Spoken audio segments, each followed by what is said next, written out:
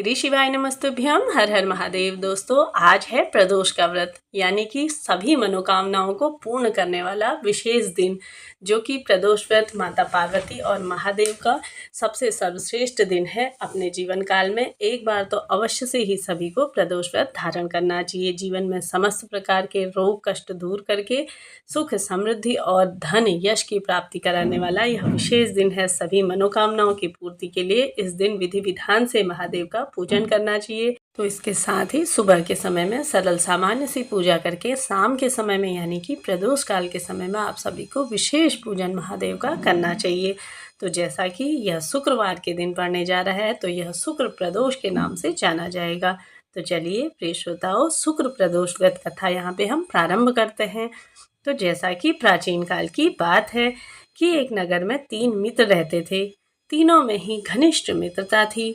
उनमें एक राजकुमार पुत्र, दूसरा ब्राह्मण पुत्र और तीसरा सेठ पुत्र था। राजकुमार और ब्राह्मण पुत्र का विवाह हो चुका था। सेठ पुत्र का विवाह बाद गौना नहीं हुआ था। एक दिन तीनों मित्र आपस में स्त्रियों की चर्चा कर रहे थे।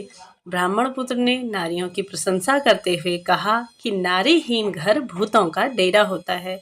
सेठ पुत्र ने यह वचन सुना और वह अपनी पत्नी को ले आने के लिए तुरंत चले गया। सेठ पुत्र अपने घर गया और अपने माता पिता से अपना निश्चय बताया। उन्होंने बेटे से कहा कि शुक्र देवता डूबे हुए हैं। इन दिनों बहू बेटियों को उनके घर से विदा कर लाना शुभ नहीं है। शुक्रोदय के बाद तुम अपनी पत्नी को विदा कर लाना। सेठ पुत्र अपनी जिद से टस से मस नहीं हुआ और अपनी ससुराल जा पहुंचा। तभी सास ससुर को उसके इरादे का पता चला। उन्होंने भी उसे समझाने की बहुत कोशिश करी। आखिर में उन्हें विवश होकर अपनी कन्या को विदा करना ही पड़ा। तब ससुराल से विदा होकर पति पत्नी नगर के बाहर निकले तो उनकी बैलगाड़ी का पहिया टूट गया और बैल की टांग टूट गई। पत्नी को काफ़ी चोट भी आई। सेठ पुत्र ने आगे चलकर प्रयत्न जारी रखा तथा कुछ समय बाद डाकुओं के भेंट वो चले गया और धन धान्य लूट गया। तब सेठ का पुत्र पत्नी सहित रोता पीटता घर पहुंचा। घर जाते ही उसे सांप ने डस लिया। उसके पिता ने वैद्यों को बुलाया। उन्होंने देखने के बाद बताया कि आपका पुत्र तो 3 दिन बाद मर जाएगा।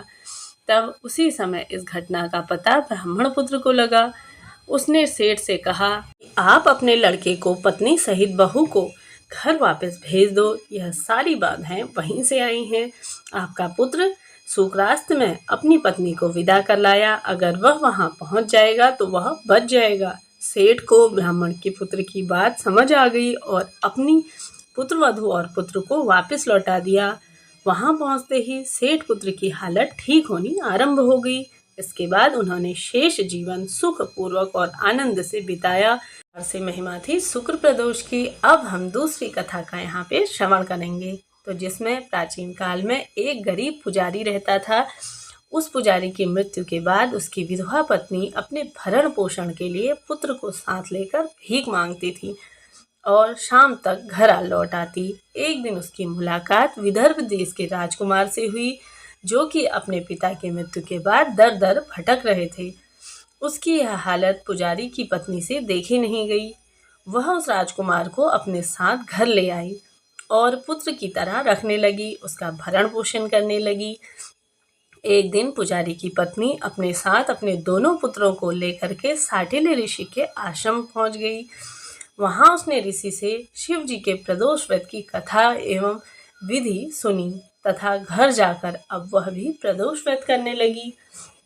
एक बार दोनों बालक वन में घूम रहे थे और उनमें से पुजारी का जो बेटा था वह तो घर लौट आया, परंतु राजकुमार वन में ही रह गया। उस राजकुमार ने गंधर्व कन्याओं को क्रीड़ा करते हुए देखा तो उससे बात करने लगा। उस कन्या का नाम अंशुमति था। उस दिन वह राजकुमार घर थोड़ा देरी से लौटा। तब राजकुमार दूसरे दिन फिर उसी जगह पहुंच गया जहां अंशुमति थी। तो अंशुमति भी अपने माता पिता को अपने साथ ले आई और माता पिता ने राजकुमार को पहचान लिया। उन्होंने कहा कि आप तो विदर्भ देश के राजकुमार हैं, आपका नाम तो धर्मगुप्त है। अंशुमति के माता पिता को वह राजकुमार पसंद आया और उन्होंने कहा कि शिव जी की कृपा से हम अपनी पुत्री का विवाह आपसे करना चाहते हैं, क्या आप इस विवाह के लिए तैयार हैं? तब राजकुमार ने भी अपनी स्वीकृति दे दी, तो उन दोनों का विवाह संपन्न हुआ। बाद में राजकुमार ने गंधर्व की विशाल सेना के साथ विदर्भ पर हमला किया और घमासान युद्ध पर विजय प्राप्त की और पत्नी के साथ राज्य करने लगा। वहाँ उस महल में वह पुजारी की पत्नी और पुत्र को आदर सहित रखा और पुजारी की पत्नी तथा पुत्र के साथ दुख व दरिद्रताएं सब दूर हो गई और वह लोग भी सुखपूर्वक अपना जीवन व्यतीत करने लगे। तभी एक दिन अंशुमति ने राजकुमार से इन सारी बातों के पीछे का कारण पूछा।